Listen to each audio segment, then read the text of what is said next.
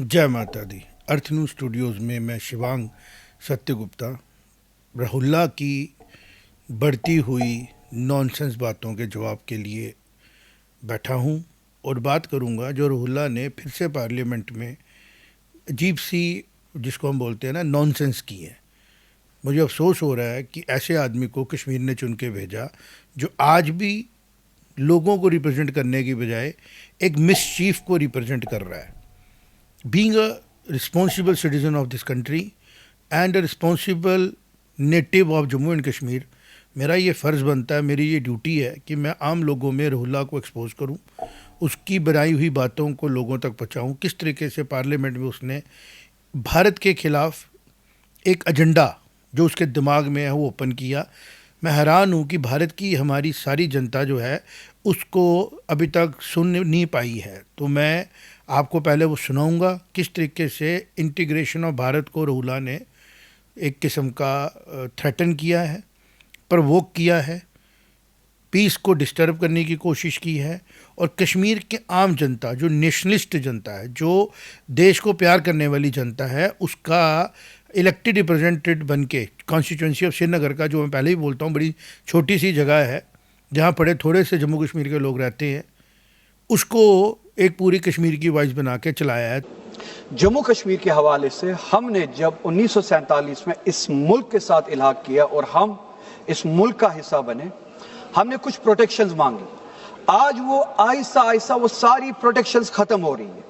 Protections मांगने का सिर्फ एक ही वजह थी कि हम हमारे फैसले खुद ले पाए, कोई खास आबादी हमारे फैसले ना ले पाए, कोई खास जियोग्राफिकल इलाका हमारे फैसले ना ले पाए। 1947 से लेके अभी तक आज भी आप देखते हैं, अगर ये डिलिमिटेशन ना भी हो फिर भी प्रोपोर्शन में इम्बैलेंस है। एक एमपी उठे थे सुबह, वानाबी मरहूम जेटली जी, आंजहानी जेटली जी के वानाबी, जो उनकी तरह बनना चाहते हैं, नाम उनका याद नहीं आ रहा है, साउथ से वो कह रहे थे, खुद उन्होंने कोट किया अरुण जेटली जी को और ये कहा कि अरुण जेटली जी ने 2001 में ये कह के फ्रीज को जायज ठहराया, डिलिमिटेशन के प्रोसेस को, कि उन्होंने कहा कि प्रोपोर्शन जो है वो इम्बैलेंस्ड है, प्रोपोर्शन खराब है, it is tilted towards north.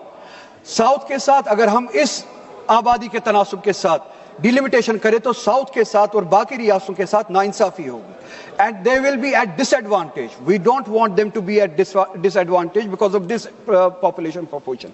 मेरा सवाल यह है, क्या आज 2026 में वो प्रोपोर्शन बैलेंस हुआ है? प्रोपोर्शन आज भी उतना ही खराब है। आप ये डिलिमिटेशन करें या ना करें, उसके बावजूद भी खराब है। इट्स टिल्टेड टुवर्ड्स नॉर्थ और इस डिलिमिटेशन के बाद it will further tilt towards north और सारी की सारी ताकत जो है 4-5 रियासतों में होगी। इस डिलिमिटेशन के बाद इंडियन जो नंबर्स है, यूपी, बिहार, मध्य प्रदेश, राजस्थान, महाराष्ट्र और गुजरात मेनली, इनके पास तकरीबन कुल मिला के 400 के करीब सीट्स होंगे और जम्मू कश्मीर का फैसला ये 4-5 रियासतें अकेले ले सकती है। 2019 में इन्होंने 370 एब्रोगेट किया और यह कह के किया कि वो डेमोक्रेटिकली किया। तीसरे सेक्शन में 370 के तीसरे सेक्शन में यह लिखा है आईनी तौर कि अगर आपको इसमें कोई चेंजेस लानी है 370 में, तो आपको constituent assembly of Jammu and Kashmir से पहले कंकरेंस लेनी है। आपने नहीं ली। आपने कहा कि गवर्नर ने वहां से कंकरेंस दी, उस गवर्नर की कंकरेंस को हम जम्मू कश्मीर कॉन्स्टिट्यूएंट असेंबली की कंकरेंस मानते हैं। That is the misrepresentation of constitution, of the spirit of constitution. मुझे मेरा पॉइंट कंप्लीट करने दीजिएगा। उसके बाद हमारे पास एक ही इदारा बचता है। जब आपने वो चोरी की फिर एक ही इदारा बचता है, वो पार्लियामेंट है। पार्लियामेंट में आके जम्मू कश्मीर के लोग अपने हुकूक के लिए लड़े, तो आइडियली पार्लियामेंट में होना चाहिए हमारे वोट का वैल्यू भी उतना ही हो जितना बिहार, यूपी, महाराष्ट्र, गुजरात का हो। पर जब आपने देखा हमारे पास 6 वोट्स है, लद्दाख मिला के हम 6 वोट जम्मू कश्मीर से चाहे कुछ भी करें, 370 के हक में हो या 370 के खिलाफ हो, 6 के 6, मगर प्रोपोर्शन इस हद तक खराब है इस पार्लियामेंट में कि हम कुछ भी नहीं कर सकते। यूपी मन बना ले, बिहार मन बना ले, राजस्थान, गुजरात मन बना ले, ये हम पे चीजें थोप सकते हैं और हम कुछ नहीं कर सकते। हम लाचार है। और जो 2019 में हमने देखा, इस डिलिमिटेशन के बाद वो प्रोपोर्शन और ज्यादा खराब होगा और उसका अताब जो है उसकी लाठी जो है वो साउथ पे भी बरसेगी, बंगाल पे भी बरसेगी, नॉर्थ ईस्ट पे भी बरसेगी। और मैं खुश हूं ये सारा साउथ कश्मीर बने, ये बंगाल कश्मीर बने, ये नॉर्थ ईस्ट कश्मीर बने, और इनको पता चले कि कश्मीर के साथ कैसे ज्यादतियां की गई। और ये डिस्प्रपोर्शनेट, ये डिस्प्रपोर्शनेट बात करने दो, बात करने दो, ऐसे बात नहीं। ये जो डेवलपमेंट नहुल्ला की पार्लियामेंट में बार बार हो रही है, पहले भी वो गलत जुबानी करता है, पहले भी उसने पिताजी वाली बात की कंट्रोवर्सी की, आज उसने ये बोला, वाकई वो बकवास था।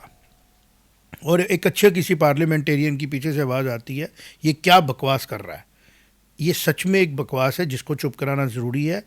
मुझे ये रिक्वेस्ट करनी है जनता को भी और कानून जानने वाले लोगों को भी, क्या इस किस्म की स्टेटमेंट जो प्रोवोकेशन करे, जो भारत की डिसइंटीग्रेट करने की बात करे, जो भारत में एलिनेशन पैदा करने की बात करे, जो ये कि नॉर्थ ईस्ट में भी सेपरेटिज्म बढ़ना चाहिए, जो कहे कि साउथ में भी सेपरेटिज्म बढ़ना चाहिए, जो ये कहे कि भारत में सब जगह सेपरेटिज्म बढ़ना चाहिए, और जिस तरीके के कश्मीर में हालात देखे गए ये उसी का नतीजा है। पहले भी जब इसने ऐसी बातें की थी तो हमें पहलगाम का अटैक देखने को मिला था और पूरा भारत रोया था, और हम भारत पाकिस्तान जंग के सामने खड़े हो गए। लगभग जंग हुई, एक काइनेटिक किस्म की हमारी जंग हुई जो जल्दी हुई और अपना टास्क पूरा करके ख़त्म हो गई। लेकिन जो आदमी इस तरीके की बयानबाजी पार्लियामेंट में कर रहा है, तो जैसे मिसाल जम्मू में दी गई एक हमारे एमएलए के प्रति जिस तरीके की वो बदजुबानी कर रहे थे, मुझे लगता है कि टाइम आ चुका है रहुल्ला जी को भी इस तरीके से हैंडल करने की ज़रूरत पड़ गई है।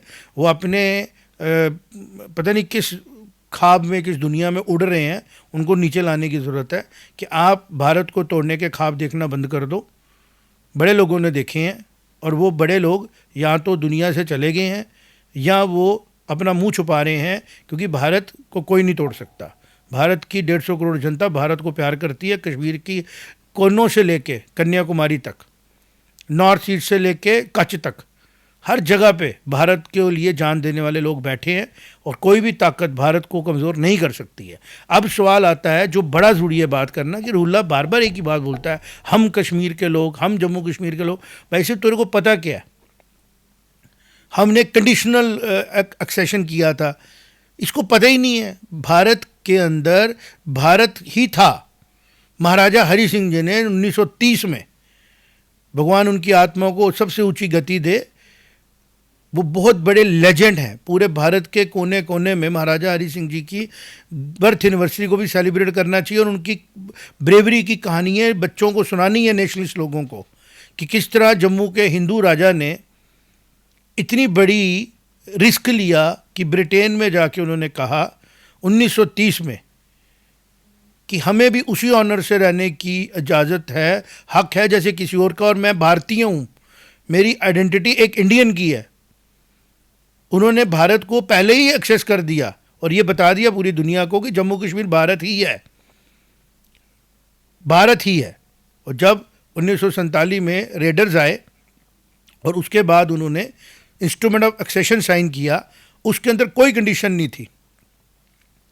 लेकिन जो वहाँ पे उस टाइम पे लोग बैठे थे, उन्होंने 370 को इंट्रोड्यूस किया। जब कॉन्स्टिट्यूशन बनने लगा, किसी और कारण, किसी और सिचुएशन में किया गया। और एक और इंसान का नाम लेना ज़रूरी है, मोहानी जी। उनका नाम अक्सर नहीं लिया जाता, लेकिन आज मैं इसलिए लूँगा क्योंकि जनता को अवेयर करना ज़रूरी है कि जो ऑन रिकॉर्ड 370 को अपोज किया गया, वो किन के द्वारा किया गया, किन्होंने किया। वो थे, उनका पूरा नाम है मौलाना हज़रत मोहानी। मौलाना हज़रत मोहानी जी ने ऑन रिकॉर्ड जो डिबेट्स हुई 370 को लेके कि कॉन्स्टिट्यूशन बन रहा है, इसकी प्रोविजनिंग करनी है, उसको ऑब्जेक्ट किया। और अम्बेडकर जी ने कहा कि मैं इसको ड्राफ्ट करने में इंटरेस्टेड नहीं हूँ।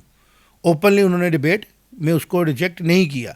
लेकिन अगर हम प्रैक्टिकली कहें तो मौलाना हज़रत मोहानी ऑन रिकॉर्ड में क्रिटिसाइज़ करते हैं 370 को और कहते हैं किसी भी एक स्टेट को एक स्पेशल स्टेटस क्यों देना है।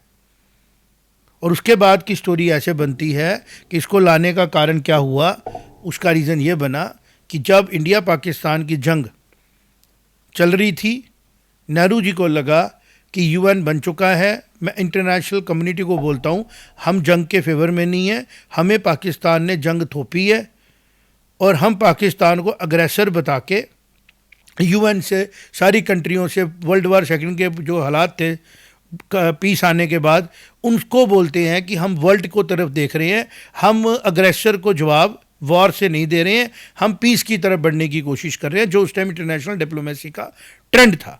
और उसका ये फ़ायदा होगा कि एक तो वॉर रुक जाएगी और यूएन जो है हमें प्रॉपरली बिहेव करेगा, तो पाकिस्तान को अग्रेसर बोल के सैंक्शंस लगाएगा और पाकिस्तान को अपने ट्रूप्स वापस लेने पड़ेंगे और हमारा जो लीगल एक्सेशन हुआ है हम उसको पूरा करेंगे।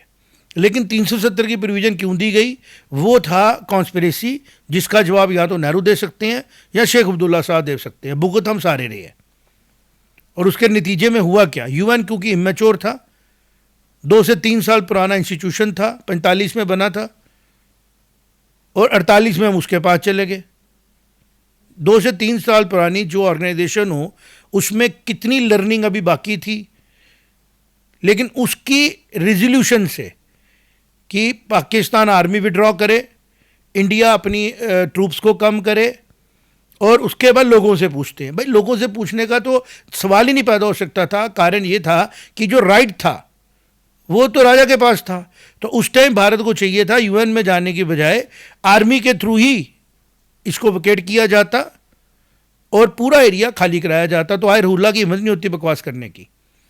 लेकिन हरूल्ला जो आम कश्मीरियों को गलत गाइड कर रहा है, एंटी नेशनल मिलाने की कोशिश कर रहा है, वो कह रहा है जी हम आए थे, आपके पास राइट ही नहीं था, मेरे पास राइट ही नहीं था, हमारे महाराजा के पास राइट था।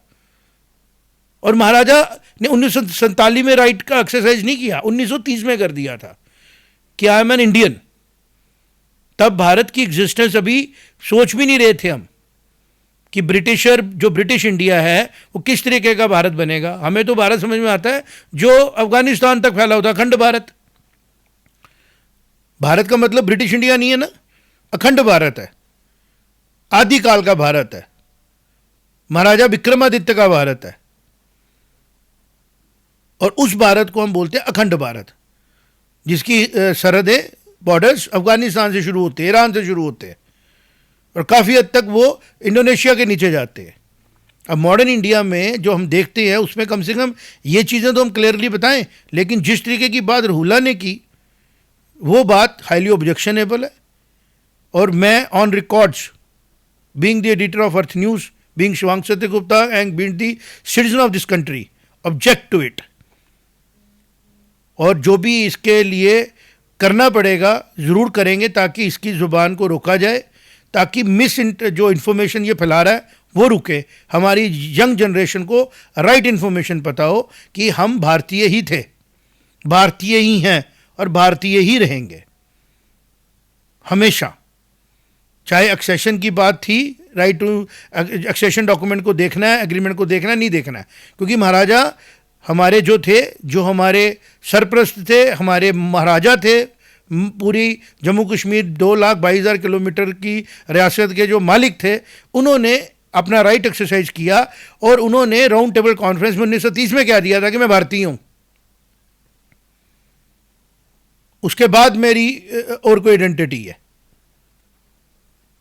और उन्होंने जो स्टेटमेंट दी थी उसमें उन्होंने कहा था हमें राइट है ऑनर और रिस्पेक्ट के साथ रहने का, बीइंग एन इंडियन। और ये बात अंग्रेज़ों को चुभी और उन्होंने साजिशें शुरू की। 1931 की साजिश उसके बाद हुई और शेख अब्दुल्ला साहब को यूज़ किया गया और उन्हीं की पार्टी का एक एनसी का मेंबर अब इस टाइम पे 2026 में फिर से इस किस्म की बातें करेगा, तो ये जाना जा सकता है कि शायद ये एक पॉलिटिकल स्टेटमेंट है, क्योंकि एनसी का जो ऑफिशियल स्टैंड है वो अब प्रो पैट्रियोटिज्म है। तो उन्होंने अपने ही एक आदमी को खड़ा किया हुआ है कि तू उन लोगों को सेटिस्फाई कर जो अभी भी किसी सेपरेटिस्ट माइंडसेट की हैं, तो उनको जवाब देना ज़रूरी है कि अब इसकी रिएक्शन आएगी। मीडिया है, न्यूज़ एजेंसीज हैं, बात करेंगे और हमेशा करेंगे। और जो झूठ का प्रचार फैला जा रहा है कि हम कंडीशनल आए थे, कोई गलत नहीं हुआ कश्मीर के साथ, कुछ गलत नहीं हुआ किसी कश्मीर के सिटीजन के साथ, गलत हुआ पूरे जम्मू कश्मीर के लोगों के साथ। ये 370 लगा के जो एक्सप्लॉयटेशन की गई आम लोगों की, रिसोर्सेज का इस्तेमाल सिलेक्टिव लोगों ने किया।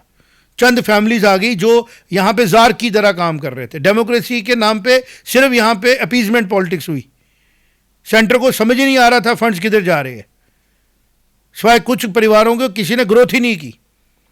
और आज भी ब्यूरोक्रेसी में भी इनकी इंटरफेरेंस उतनी ही है जितनी पहले थी, लेकिन अब हालात बदल चुके हैं।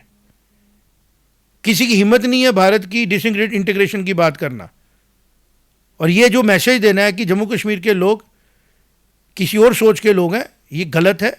जम्मू कश्मीर में 1.25 करोड़ लोग जो रहते हैं सब पैट्रियोटिक है। कुछ चंद लोग जिनको शायद कहीं से पैसे आते थे शोर शराबा डाल लेंगे भारत के अंदर, वो हो सकते हैं कि वो लोग बेनिफिशियरी, और उनको अभी प्रेजेंट सरकार चुन चुन के निकाल भी रही है नौकरियों से। वो हर जगह घुसे हुए थे, एजुकेशन में थे, डॉक्टरी लाइन में थे, हर जगह थे, और वो एजेंडा चला रहे थे एंटी नेशनल एलिमेंट्स का। मुद्दा सिर्फ एक ही है, जम्मू कश्मीर के हर सिटीजन को कहना है, पार्लियामेंट में डिस्कशन होनी है कि हमारा जो हिस्सा पाकिस्तान ने इलीगली एंक्रोच किया हुआ है उसको ख़त्म करने के लिए भारत सरकार सख्त कदम उठाए। अगर ऑपरेशन सिंदूर हो सकता है तो उसके जैसे और भी चीज़ें की जा सकती है, क्योंकि वहाँ के हमारे भाई बंधु जो लोग हैं वो कई 70 सालों से 2 जनरेशनों से दुखी हैं। उनका भी उतना ही हक बनता है ग्रोथ करने का जितना जम्मू कश्मीर में सिटीजन्स का बनता है, जो यहाँ पे आज अपने राइट्स एक्सरसाइज कर रहे हैं, ग्रो कर रहे हैं, मेहनत कर रहे हैं, कंधे से कंधा मिला के आगे बढ़ रहे हैं। लेकिन रूला जैसे लोग उस सारी ग्रोथ को एक साइड पे रख के पार्लियामेंट में जब ऐसी बात करते हैं तो उनको चुप कराना ज़रूरी है और सच सामने लाना ज़रूरी है। जो भी स्टेटमेंट रूला की थी हाईली ऑब्जेक्शनेबल थी, और पूरी ताकत के साथ मैं इसको कंडेमन करता हूँ। Thank you very much. जय माता दी।